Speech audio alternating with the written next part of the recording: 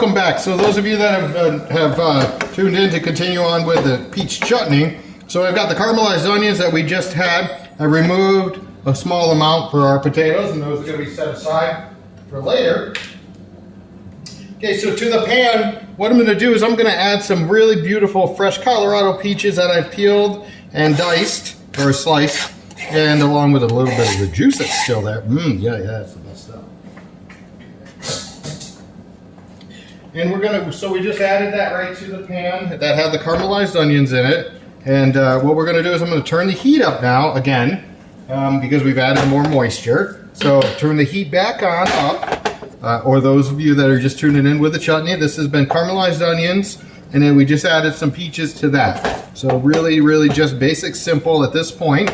So now I brought my heat back up because I want to get a little bit more. I want to get these peaches to start to weep and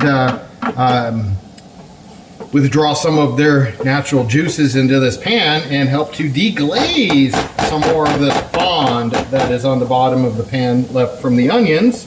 So a couple of things what we're doing here is we're just utilizing what we have and then gaining the utilization, which is also going to add that little bit of extra flavor to our dish. Now look at that, I'm even getting more of that color off the bottom. Alright, so a little bit of a quick shake. You can see we got beautiful caramelized onions, we got some beautiful peaches. I'm going to add just a pinch of salt just to try to draw some of that moisture out of the natural peach flavor out of the peach. Salt helps to pull moisture out, correct? So that's what we're doing with that. So we've got that there. I've got my trusty little spoon. Okay, now to the chutney, to make a chutney. Chutneys are typically sweet and sour. Fruit of any sort doesn't necessarily have to have fruit. Typically there's going to have a vinegar base and a sweetener added. Sometimes chilies are added or other aromatics. So right now what I'm going to do is I'm going to add approximately 1 cup of cider vinegar to this. So that's about a cup of cider vinegar, maybe a touch more. All right, and then to that, I'm going to add approximately a half a cup of brown sugar. All right, that's about a half a cup of brown sugar. And actually, I'm going to add a quarter more, so that's 3/4 of a cup of brown sugar. All right.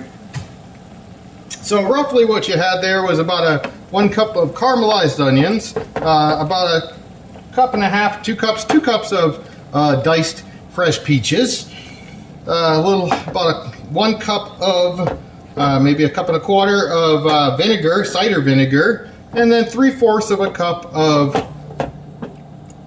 brown sugar. Now I've got that on a medium high heat.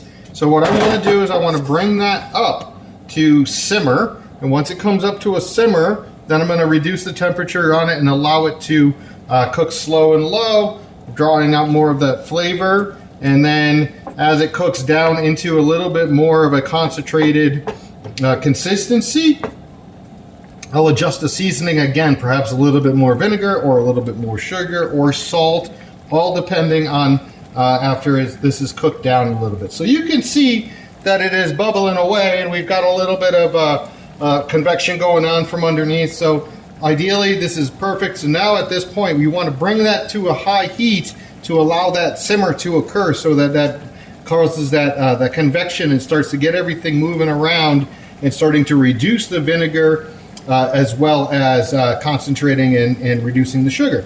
So you can also see one of the most important things is we don't want it to boil. We want it to reduce. Reduction and boiling are 2 different things. So when we reduce, we want to concentrate the flavor. We don't really necessarily want to evaporate. So boiling causes evaporation, and that creates a little bit of a weaker sauce, so to speak, rather than a concentration of flavor where you're concentrating it. The moisture is being concentrated and reduced rather than being evaporated and boiled out. So we'll turn that down even a little bit farther to a little bit more of a simmer. I don't know, I think you can kind of see how that slows down to just the center. We got a little bit of percolation going on, so you just really want to keep that percolating so that's allowing the product of the food whatever it is you're cooking, in this instance the onions and the peaches, to meld their flavors along with the vinegar and sugars. So I'm going to leave this just as it is for a few more minutes. I'll show you how low the burner is. You can't even see it. It's on a super low, but it's just on it's just allowing the convection to occur. All right. Cheers. I'll be right back.